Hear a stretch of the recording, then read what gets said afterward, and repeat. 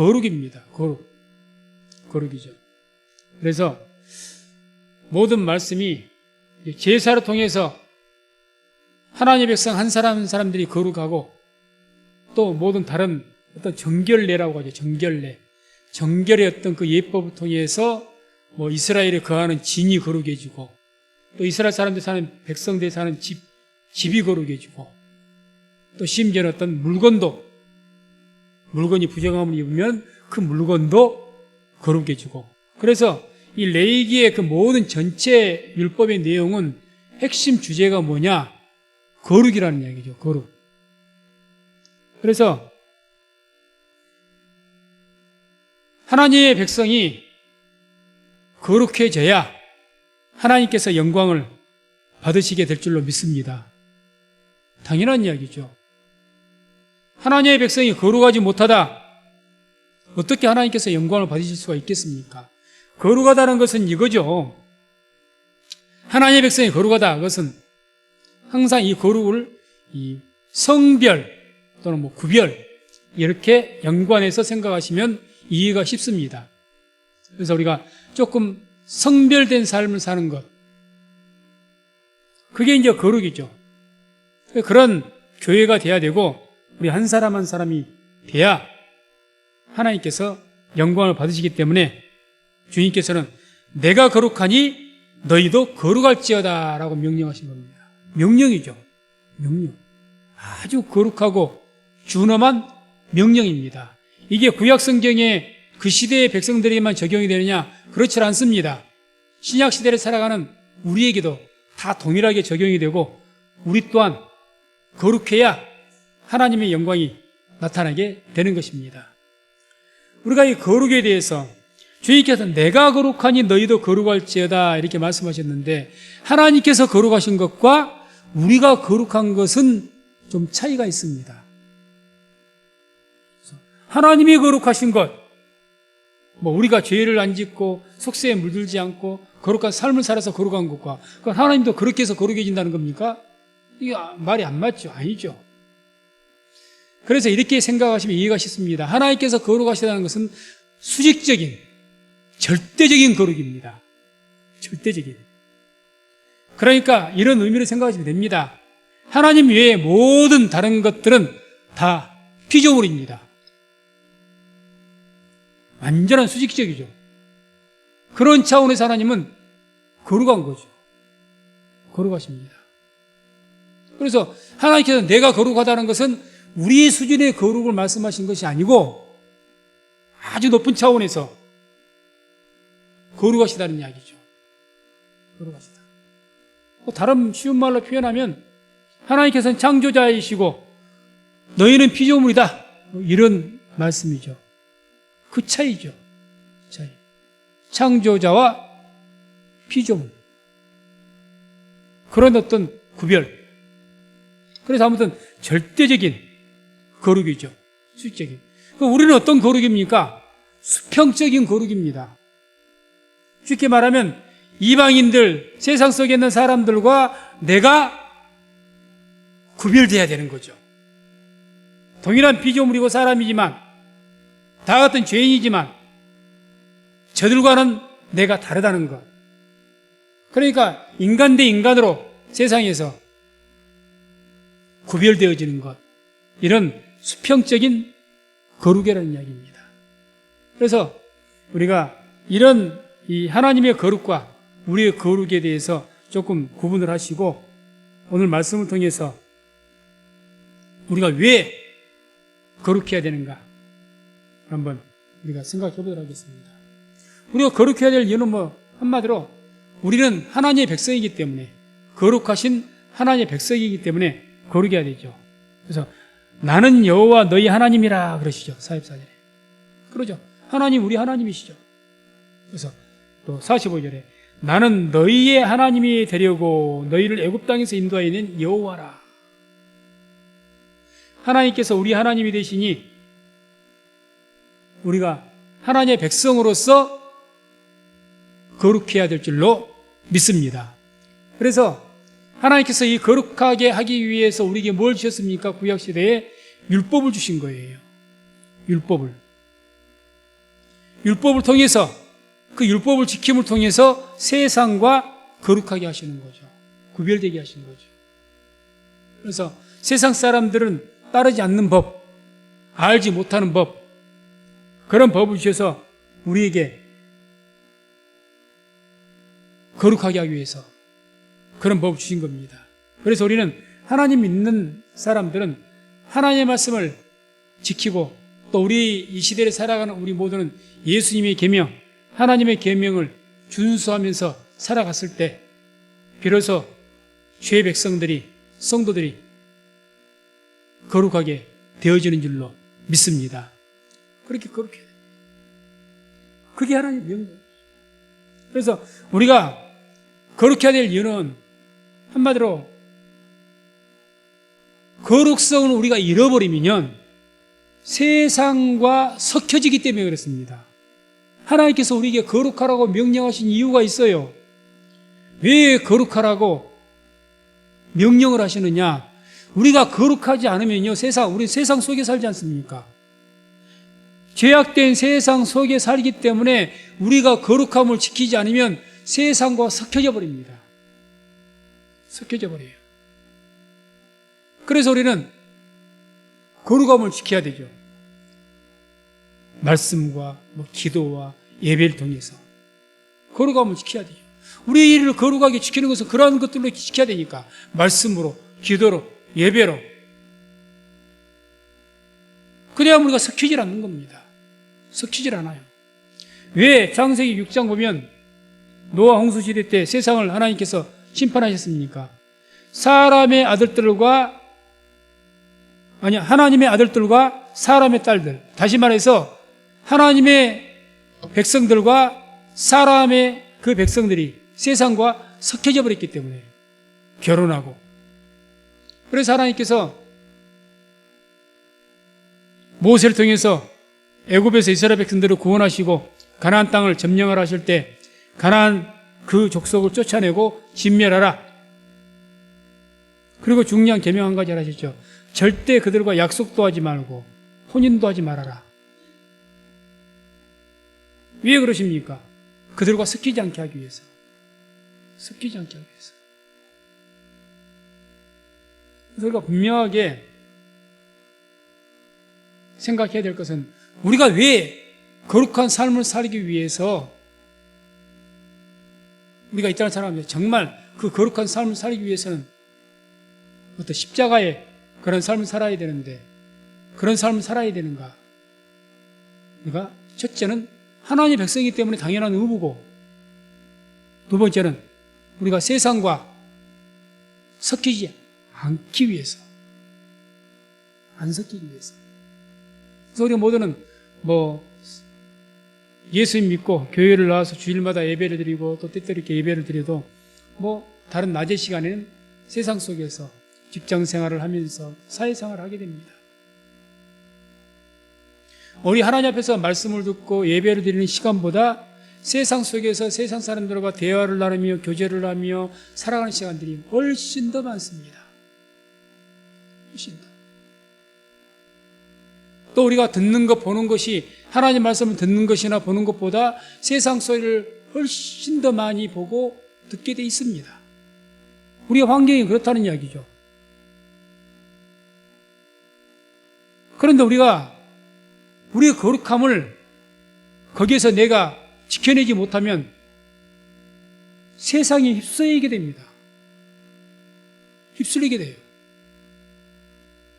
왜 우리가 주일뿐만 아니라 때때로 하나님께 나와서 기도하고 찬양하고 말씀을 들어야 되느냐? 세상에 우리가 쏠리지 않기 위해서입니다.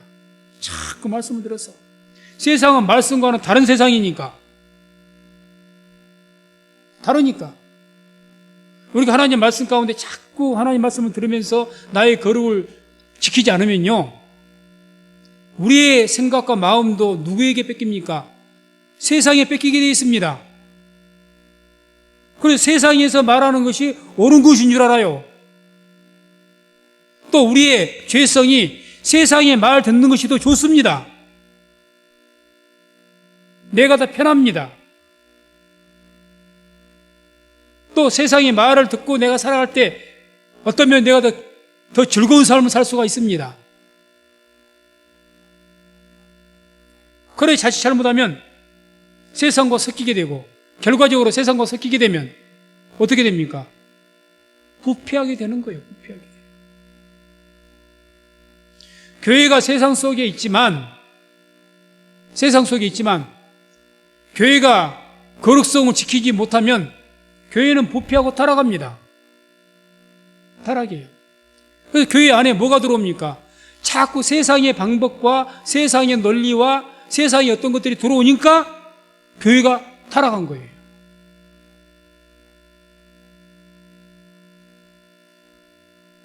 이스라엘이 솔로몬 왕 이후에 르호보암 왕 때 남과 북이 나눠졌습니다. 그래서 북쪽은 신앙적으로 잘못되었지만 우상을 숭배했지만 남쪽은 그래도 처음에는 성전을 중심으로 해서 온전한 하나님에 대한 신앙을 가졌습니다. 그런데 언제부터 이 남쪽 유다가 타락합니까? 여호사밧 아들의 여호람을 통해서 여호사밧 왕이 선한 왕이었지만 큰 실수를 한가? 큰 실수가 아니라 그 죄악이죠. 그게 뭡니까? 아합 왕과 그 우상 숭배한 아합 왕과 친하게 지냈다는 것. 그런 우상 숭배하고 악한 왕과는 구별되어서 자기를 거룩히 해야 되는데 친구로 삼가해야 되는데 아합 왕과 친하게 지내고 심지어 사돈을 맺어버리지 않습니까?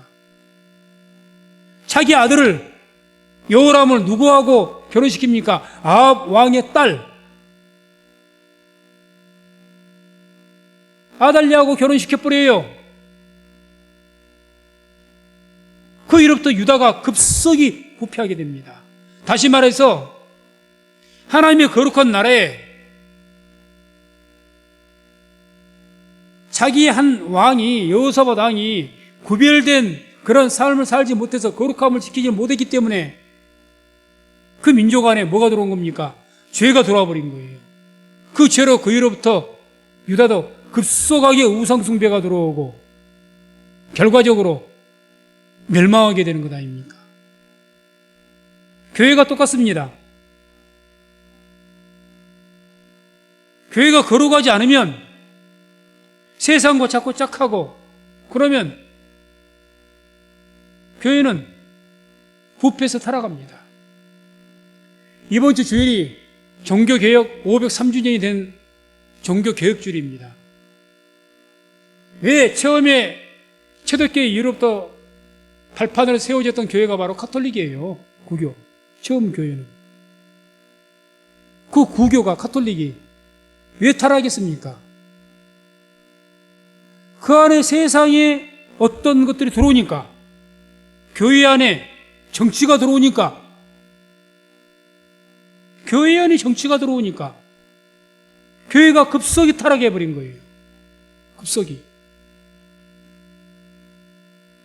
오늘날 우리나라도 어떻게 보면 이번 코로나뿐만 아니라 여러 가지 문제를 통해서 교회가 공격을 받고 또 욕을 먹고 부패한 이유가 뭔 줄 아십니까? 교회에 정치가 들어오니까.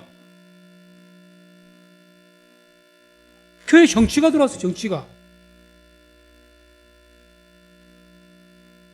그런 몇몇 사람들 때문에 교회가 부패해버린 거예요. 그래서 우리 개인들도 마찬가지죠. 거룩함을 지키지 않으면, 그걸 못하면 우리의 신앙은 부패해집니다. 순전한 신앙을 잃어버려요.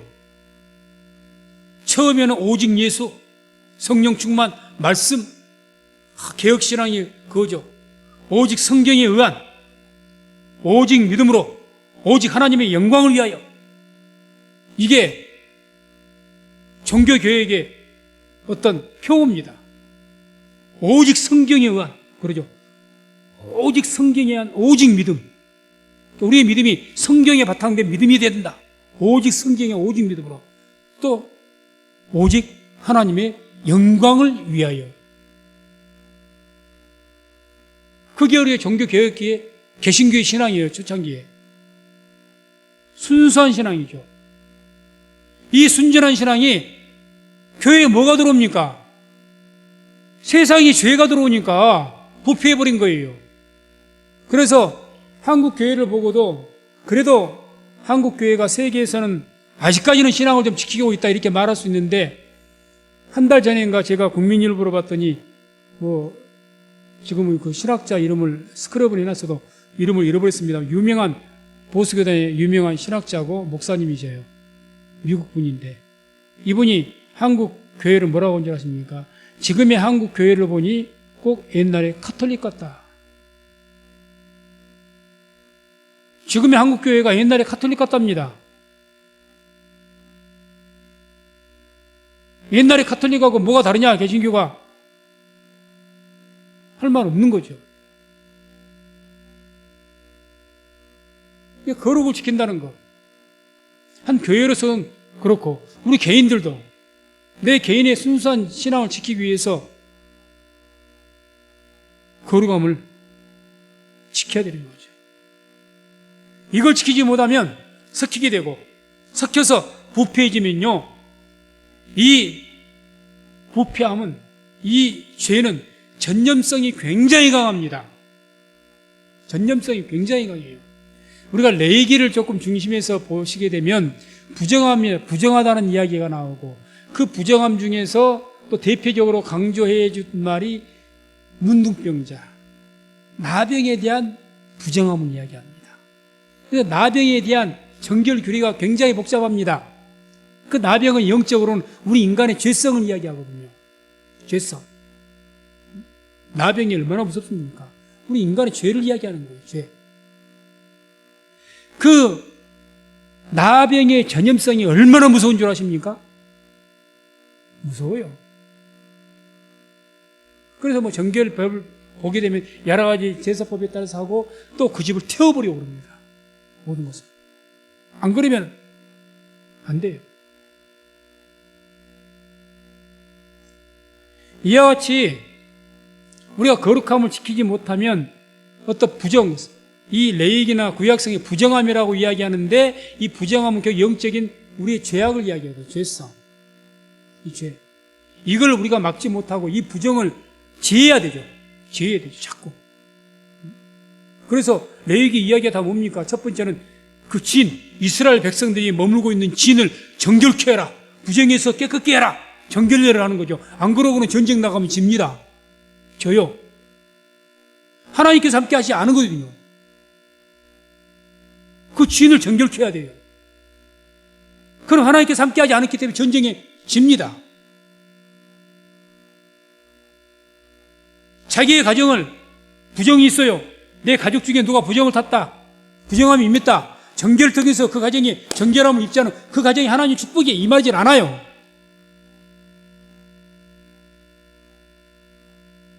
그런 모든 부정을 정결케 해준 것, 죄를 깨끗하게 씻어주는 것,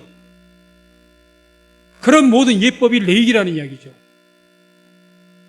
그렇게 결과적으로 뭘 어떻게 하자는 겁니까? 거룩이죠. 거룩. 이스라엘 백성들이 거룩하게 하고, 어느 주의 백성의 가정을 거룩하게 하고, 한 개인을 거룩하게 하고, 그렇게 거룩해야 모든 죄악에서 하나님의 백성이 지켜주고, 하나님이 거룩하심으로 그러한 그 거룩을 지켰을 때 우리가 거룩함을 통해서 하나님의 영광을 나타내게 되는 줄로 믿습니다. 그래서 항상 우리가 거룩함을 지켜야 된다는 것, 쉽게 표현해서 하나님을 알지 못한 사람들과 내가 좀 구별된 삶을 살아야 된다. 이 의식을 항상 갖고 있기를 주의 이름으로 축원을 드립니다. 쉽게 말하면 똑같이 살면 안 됩니다. 똑같이 살면 안 돼요. 하나님께 우리를 왕 같은 제사장이 하겠습니다. 그러면 예를 한번 들어봅시다. 우리가 왕의 자손입니다. 왕의 자손이 평민과 상동과 같이 똑같은 행동하고 말하면 되겠습니까? 안 되는 거죠. 옛날에 왕의 자녀 왕자들은요, 그 왕자로서의 어떤 삶을 살기 위해서 교육을 받았어요. 교육을. 왕자로서의 왕의 그 왕도의 어떤 법에 맞게끔 살았습니다. 왜? 평민과 구별하기 위해서 자기를. 왕이 우선이라는 거예요. 왕이 우선. 그리고 거기에 걸맞는 규례가 주어지는 거죠. 왕자는 이렇게 살아야 된다. 뭘 어떻게 해야 된다. 그게 우리의 율법이에요. 너희는 하나님의 백성이니 너희들은 이런 일들은 하지 말아야 된다. 이런 죄는 짓지 말아야 된다. 이런 일들은 해야 된다. 이게 율법이죠. 그래서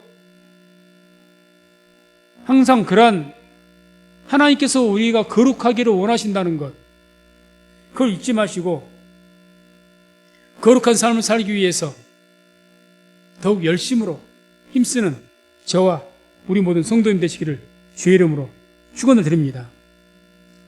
그것 또한 이것을 생각해야 됩니다. 우리가 왜 거룩한 삶을 살아야 되느냐? 거룩함을 입어서 우리에게 부정이 닥쳐지게 된다. 다시 말하면 우리가 죄의 얼을 입게 됐다. 죄. 성경 죄의 얼이라고 이야기하니까. 그게 죄가 우리에게 있게 된다. 그러면 그곳에 하나님의 진노가 임합니다. 하나님의 진노하십니다. 하나님의 저주가 그곳에 임한다는 거죠. 그러니까 거룩해야 되는 거예요. 신약 시대를 살아온 우리에게 왜 거룩한 삶을 살아야 되느냐? 우리가 거룩함을 지키지 못하면 하나님의 축복이 임하는 것이 아니라 하나님의 형벌이 임합니다. 징계가 임합니다. 징계가 임해요. 주께서 그러지 않습니까? 하나님께서는 우리 근실히 징계하신다. 징계하지 않나 아들이 없다. 그러니까 우리가 거룩한 하나님의 자녀인 우리가 거듭났고 예수님을 믿고 주를 믿는 성도들인데 거룩함을 잃어요. 자꾸 하나님의 자녀다운 모습을 잃어버려요. 그럼 뭐가 임합니까? 하나님의 채찍이 임하는 거예요. 징계가. 축복이 아니라. 그렇기 때문에 우리가 하나님의 축복을 받고 이 땅에서 행복한 삶을 살기 위해서도 우리는 거룩한 삶을 살아야 될 줄로 믿습니다. 거룩해야죠. 또 거룩은 구약시대에나 말하는 것이 아니라 오늘날 우리가 살아가는 우리에게도 거룩한 삶이 절실하게 필요하다는 거죠. 절실하게. 그래서 오늘 44절에 보면 나는 여호와 너희 하나님이라 내가 거룩하니 너희도 몸을 구별하여 거룩하게 하고 이렇게 말합니다. 몸을 구별해라. 몸을 구별해라. 이게 뭔 의미일까요? 아까 계속해서 말씀드린 것처럼 나의 행동을 다른 사람들과 다르게 하는 겁니다. 내 몸을 구별해야죠. 남과 똑같이 죄악된 곳에 타락한 곳에 같이 어울려서 가고 그건 몸을 구별한 것이 아니죠. 아주 악한 것은 아주 간음을 해서 몸을 더럽혀서는 더더욱 안 될 것이고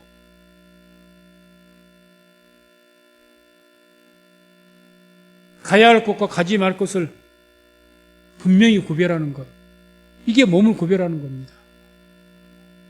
몸을 구별하는 것.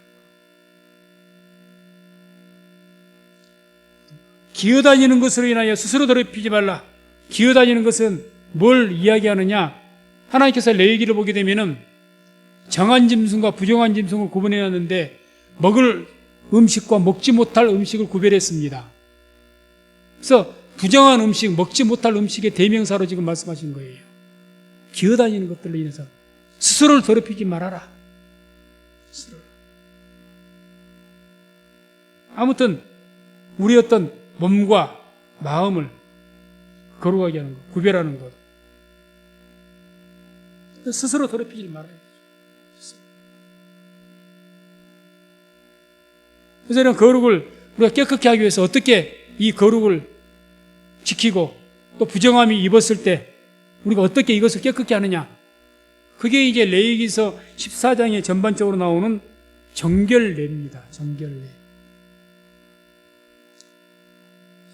한마디로 짐승을 잡아서 하나님께 제사를 드리고 그 피를 담아서 우슬초라는 그 풀로 그 피를 우슬초에 그 풀에 묻혀서 그 피를 부정한 몸을 입은 사람에게 뿌리는 겁니다. 7번을. 그렇게 해서 정결례를 치는 거예요. 그게 구약시대에 정결함을 입는 방법이죠. 시편 51편 7절을 보면 다윗이 이렇게 고백을 합니다. 하나님 앞에 죄를 범하고 나서 이게 간음죄, 밧세바를 간음한 죄죠. 그 죄를 범하고 나서 이렇게 고백합니다. 우슬초로 나를 정결케 하소서 내가 정하리이다. 나를 씻기소서 내가 눈보다 희리이다. 우슬초로 나를 정결케 하소서. 우슬초에 그 짐승 하나님께 제사를 드릴 터이니 속죄제의 제사를 드릴 터이니 그 제사를 받아주시고 그 제사 희생 제물의 그 피를 받아서 그 피에 우슬초를 묻혀서 내게 율법대로 내게 그걸 뿌려서 나를 깨끗게 해달라. 정결케 해달라. 그럼 내가 정해줄 것입니다. 그게 구약의 방법이었습니다. 오늘날 우리는 어떻게 정결해질까요? 내가 살아가면서 죄를 지었습니다. 부정을 입었어요. 어떻게 정결케 될까요? 구약시대는 피를 뿌렸다면 오늘날 우리가 정결케 된 것은 첫 번째는 회개의 기도를 통해서 우리가 정결케 될 줄로 믿습니다. 회개의 기도죠. 그래서 우리가 거룩함을 지키기 위해서 중요한 것이 회개의 기도인데 항상 마음속에 회개의 기도, 뭘 회개할 것이냐. 물론 평소에 경건한 삶을 살지 않으면 죄를 지어도 죄인지를 모릅니다. 그러니까 죄에 너무 익숙해져 가지고 죄인지 아닌지 모르고 살아요. 그건 불행한 일이고 결국은 다음에 하나님께 형벌을 받아야 그때서야 깨닫는 거죠. 그건 불행한 일이고 말씀 가운데 경건한 삶을 사는 사람들에게는 어떤 것이 일어나느냐. 자기에게 어떤 죄가 있게 되면 마음에 걸림이 생깁니다. 걸림이. 쉽게 말해서 양심이 찔린단 말이에요. 찔려요. 괜히 마음에 캥기는 거야. 즉시로 회개하시기 바랍니다. 아멘. 회개 기도하세요. 하나님, 제가 이렇게는 마음을 먹었었는데, 제가 이렇게 했는데, 이런 말을 했었는데 그게 마음에 자꾸 걸리는 거예요. 그러면 기도하세요. 하나님 용서해달라고 기도하세요. 그게 회개 기도입니다. 그게 회개 기도예요. 그 회개 기도를 우리가 사실은 매일같이 해야 되는 겁니다. 매일같이.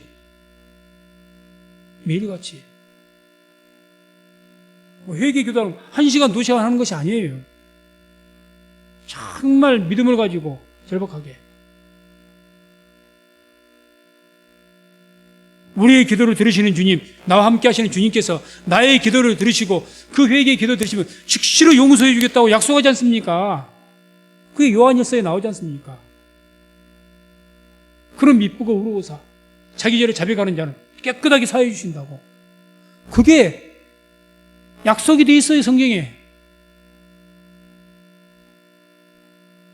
주님께서는 주의 제자들에게 그런 말을 했죠. 제자들이 묻죠. 우리가 몇 번을 용서해야 됩니까? 70번씩 7번이라도 하라.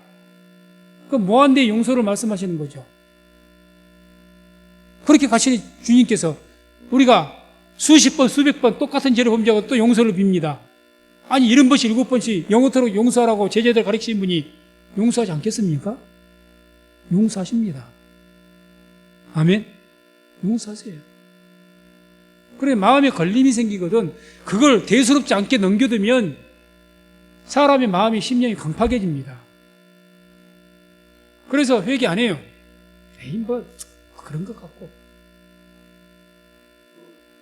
어린애와 같은 마음이 되는 것이 아니라 아주 교활한, 그런, 표현하기 그러지만 교활한 어떤 늙은이와 같은 죄의 노련한 늙은이와 같은 그런 마음이 돼가지고 어지간한 죄 갖고는 뭐 양심의 가책도 안 받고 회개할 생각을 안 씁니다. 뭐 어떻게 되겠지?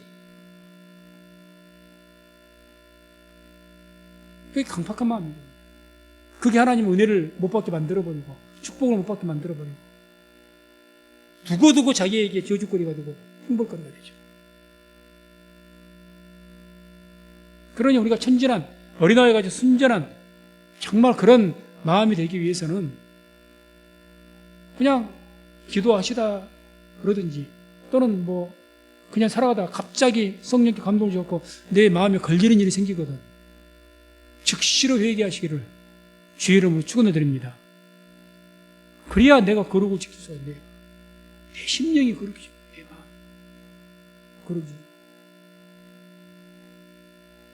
또한 우리가 거룩함을 지키기 위해서는 하나님의 말씀을 계명을 우리가 지켜야 된다고 말씀합니다. 그래서 레위기 20장 7절 8절 한번 같이 보겠습니다. 함께 합독합니다.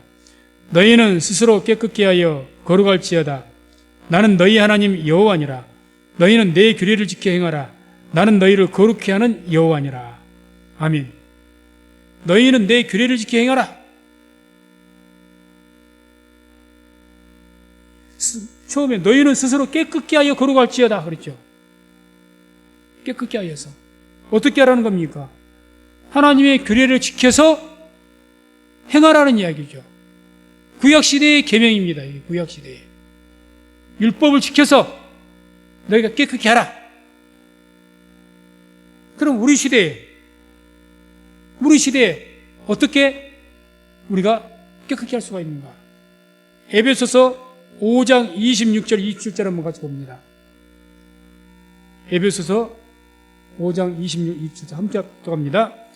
이는 곧 물로 씻어 말씀으로 깨끗하게 하사 거룩하게 하시고 자기 앞에 영광스러운 교회로 세우사 티나 주름 잡힌 것이나 이런 것들이 없고 거룩하고 흠이 없게 하려 하심이니라. 아멘. 물로 씻어 말씀으로 깨끗하게 하사 거룩하게 하시고 자꾸 예배를 통해서 말씀을 들으심을 통해서 그 말씀으로 우리의 심령이 깨끗함을 부정해서 깨끗함 우슬처럼 피를 뿌려서 피가 뭡니까? 예수의 피 말하는 것 아닙니까? 예수의 피가 오늘날 뭘까요? 말씀이죠. 쉽게 말하면 그 우리 마음에 뿌려야죠. 심령에. 옛날에 몸에 뿌렸지만 지금 우리 마음에 뿌리는 거죠. 들어서 우리의 심령에 뿌려서 말씀이 뿌려지면 우리의 심령이 정결케 될 줄로 믿습니다. 계속해서 말씀 뿌려야죠. 그렇게 해야 자기 앞에 영광스러운 교회로 세워진다. 그래서 말씀을 맺도록 하겠습니다. 내가 거룩하니 너희도 거룩할지어다 이렇게 명령을 하십니다. 이 거룩은 주의 말씀으로 우리가 거룩함을 지키면 이 거룩은 우리가 세상에 빠지지 않게 해주는 힘이 되어집니다. 내가 거룩함을 지키면요 나에게 어떤 힘이 생기느냐? 내가 세상과 섞이지 않게 되고 세상 속에 빠지지 않게 되는 힘이 되게 생겨요. 거룩을 통해서. 그게 경건의 능력이죠. 힘이고. 어떤 그런 보이지 않는 영적인 힘이 생깁니다. 옛날에는 죄에 대해서 내가 너무 약해요. 조금만 유혹을 해도 팍 넘어집니다. 같이 죄를 짓습니다. 그 똑같은 죄를 지어도 너무너무 어이없게 허무하게 죄를 짓고 말아버립니다. 그런데요 내가 거룩을 지키기 시작하고 거룩을 지켜나가면요 이제 내게 힘이 생깁니다. 쉽게 안 섞여요. 다릅니다. 점점 달라집니다. 그런 힘이 생기죠. 더 나아가서는 우리의 거룩은 우리가 세상을 이기게 하는 힘이 되는 거죠. 내가 거룩함을 지키면 그 거룩이 능력이 되어서 세상의 모든 제약된 유혹과 그런 악한 마귀의 어떤 괴계와 대적들을 이길 수 있는 힘이 이 거룩에 있다는 거죠. 그래서 주님께서는 오늘 우리에게 내가 거룩하니 너희도 거룩할지어다, 이렇게 명령하시는 겁니다. 거룩은 하나님의 명령입니다. 그래서 그 하나님의 명령에 순종해서 우리가 또 복종을 해서 거룩함을 지켜서 우리 성민교회가 하나님 앞에서 이 흠과 티가 없는, 성경에 아까 읽었던 에베소의 말씀처럼 그런 교회를 세워지고, 또 우리 한 사람 한 사람, 우리 성도님들이 하나님 앞에 흠과 티가 없는 거룩한 백성으로 세움받는 저와 우리 모든 성도님 되시기를 주의 이름으로 축원을 드립니다. 기도하겠습니다.